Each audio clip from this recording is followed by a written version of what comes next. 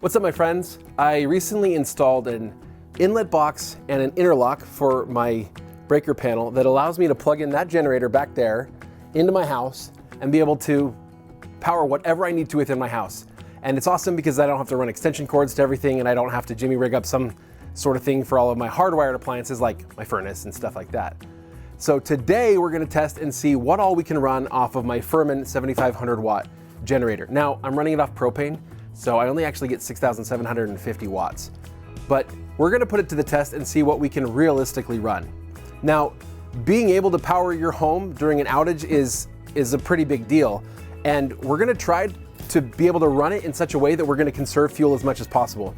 This is really important because you just never know when the power goes out, how long it's gonna be out. Most of the time when there's a power outage, it's pretty short. But as we're seeing right now in North Carolina, there are still people, communities, who have been without power since Hurricane Helene back in September. It's over 3 months without electricity. We can't always rely on government. We can't always rely on utility companies to save the day. We've got to be prepared to take care of ourselves, especially if you live somewhere kind of rural. But even here, I'm in a suburban neighborhood and I need to be able to take care of myself because who knows what kind of situation could arise. So I have that generator and I do store a fair amount of fuel, but we're gonna see what it's gonna take fuel-wise as well as what all we can power. And we're gonna develop a strategy to help optimize our home and be able to run what we need to run on as little fuel as possible, like no matter what time of year you have your power outage. So that's where we're headed right now. So right now, we're gonna kick on the generator and then we're gonna head over to that breaker panel and shut off the city power.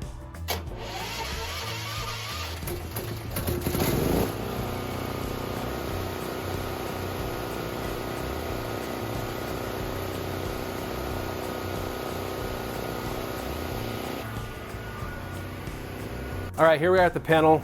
I'm gonna go ahead and shut off the power from the city. So it's about to get dark in here. Now I can slide down my little, oh, it's totally dark. Let me turn on the power from the generator and off from everything else. And there we go. Got the garage lights turned on. That way we can see, but I've got every other breaker turned off. And this is gonna give us a chance to test a bunch of stuff. Now, depending on the season, if you have freezers, like I have freezers in my garage, they might not hold their cool very long. If it gets hot in your garage, it could be that a few times a day, you need to kick on the generator and you need to make sure that you turn on the breaker for wherever your freezers are. I'm gonna go ahead and turn that on right now. My garage outlets. I just heard the freezers kick on, the compressor kick on one of those. Now, I'm here in the middle of the winter and it is freaking cold. And so those freezers are gonna be fine, probably for days. So I'm probably good without having those turned on, and there's no other outlet here in the garage that I really need. So I'm gonna turn that one back off. Now we're gonna test out some things inside. I'm gonna start with the laundry room. So I'm gonna start with the washer and the dryer, and then my garage lights are gonna stay on because that is also gonna give me light, I think, in that room. Okay, let's go check that out. No, it did not give me light in this room, but that's okay. I at least have my power, okay? So I can turn on the wash. I got the power on here. I just turn on a normal cycle. I have stuff in there. I'll just do a rinse and spin cycle. All right, here we go. Now at the same time, we'll turn on the dryer. The dryer is gonna use a lot more power because it's an electric dryer. If you have a gas dryer, this will be fine. And we'll turn on the dry. Both of those are running just fine with the lights in the garage also on. Pretty cool. I'm actually gonna stop this because we're gonna go run some other stuff instead. All right, now it's time for us to check out the kitchen. Oh, and it's dark. Fortunately, inside, in the kitchen, I got the lights on. You can see the power definitely went out because, well, everything's blinking. All right, but as of right now, we got the refrigerator going. That's cool. Everything's lighting up on there. I'm gonna open that up so we force it to run.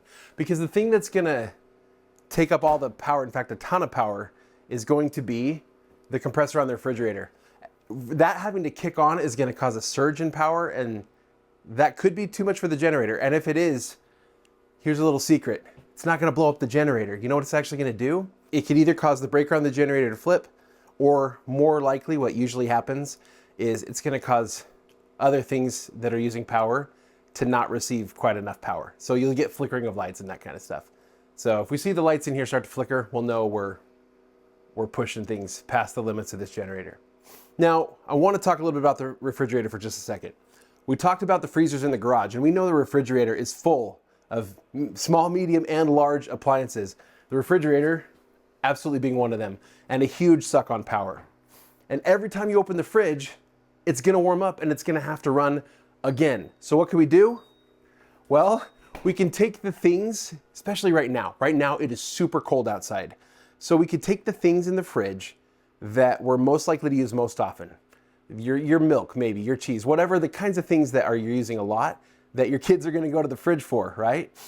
And we can take those things, put them in a cooler and put them out on the back patio. Right now, where we live, it's gonna stay more than cold enough to keep those things cold. During the day, it won't get too hot. During the night, those things won't totally freeze because they're inside of a cooler. So pro tip there for you to minimize how often you have to open the fridge and the freezer inside your home. Now, here's another huge suck on power. We're gonna turn on the oven. We get it preheating here. While, I don't know if you could hear that, but I just heard the generator go kick up into gear. So it is definitely sucking a lot more power.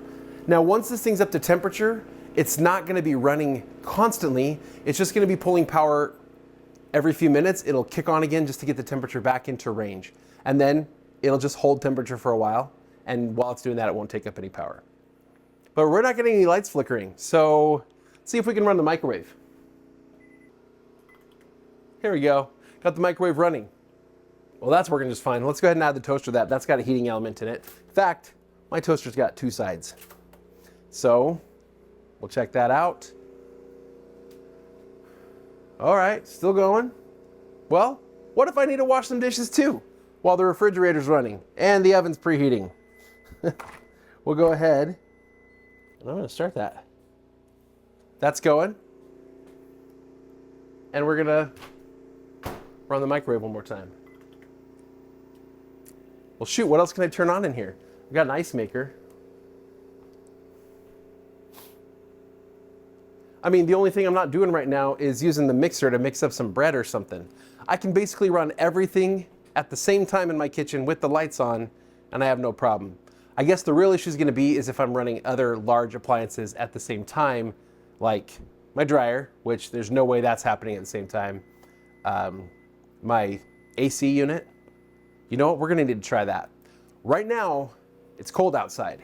So we're gonna try out the furnace. Let me go ahead and turn all these things off.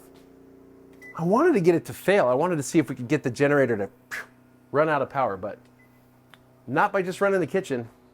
All right, those things are off. We'll stop the dishwasher because we actually need to run a real load in a little bit. All right, we're gonna go try the furnace. Now, my furnace runs on gas, not electricity. And because it runs on gas, I only need electricity to run the air handler, the blower, basically. It's a fan that pushes the warm air through the house, which is really cool. If you have appliances that run on gas, my water heater is the same way. In fact, I think they're probably gonna be on the same circuit. So we're gonna get those going and we're gonna see how that goes. We got out the furnace and the garage outlets. So my water heater and my furnace should run. I got the garage lights on. That's gonna allow us to film. So, and I got the air conditioner breaker on. The air conditioner's not gonna run right now, but I'm gonna go make it run in just a second because I wanna see if it's gonna run that unit. That's gonna be the trick. Right now, well, it's hard to tell. Let's go kick up the heat and let's hear in the house if it's working. All right, just cranked up the heat. We're gonna go listen to that furnace and see if it kicks on. It's running just fine. I fully expected that to have no problem. Let's go turn the temperature down and see if we get the air conditioner run. That's gonna be key. When I turn the thermostat way down, it should turn on the air conditioner. It's the one I'm less sure of. Oh, that did not work. You know my son's room, he's got a lightsaber here lighting things up. Okay, it just like kicked off all the lights in the house when I tried to turn on the AC. It clicked on just for a sec and failed. So this generator does not have what it takes to kick on my, I think I can't remember, it's like a 4-ton unit. I'm gonna double check that and I'll let you know here in a sec. All right, so that's interesting. That time it actually did trip the breaker on my generator.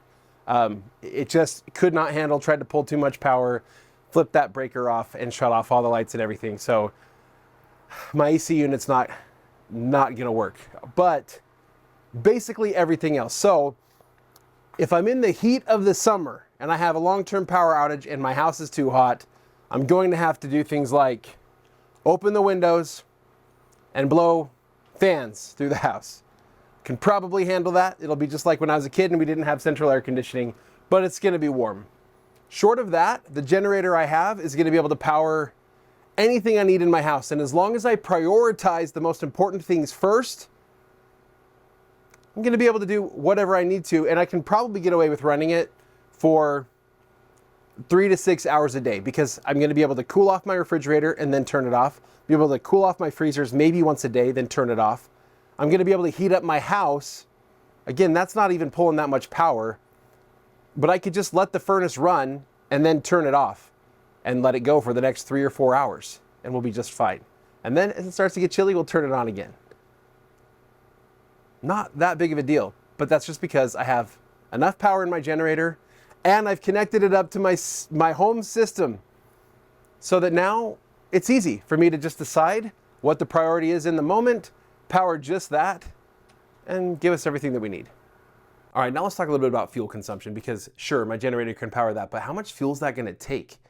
Well, Furman advertises a 12-hour runtime at 50% load, which most of the time I was running it at under that, except for when I'm trying to run the dryer, or if I'm trying to do like the oven and the microwave and the dishwasher. I mean, even that, we weren't even getting close to full capacity. So 50% load, I think I'm gonna be under that most of the time, but that's okay. 12 hours running on 8 gallons of gas. That's not too crazy. But I don't like to store a lot of gasoline. It doesn't stay that stable that well, that long. It's just kind of, I don't know. I've done it for a long time and I've ended up having gas cans that I didn't use the fuel after like 2 years.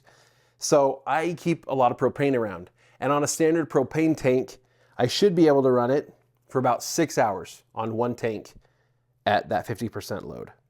So the next question is, how much do I actually need to run the generator? And based upon the use cases here, like during the day where I have light from outside, I don't need my lights on, right? I'm not cooking that often during the day. The refrigerator, as long as I keep it closed, I don't need to have that actually running most of the time.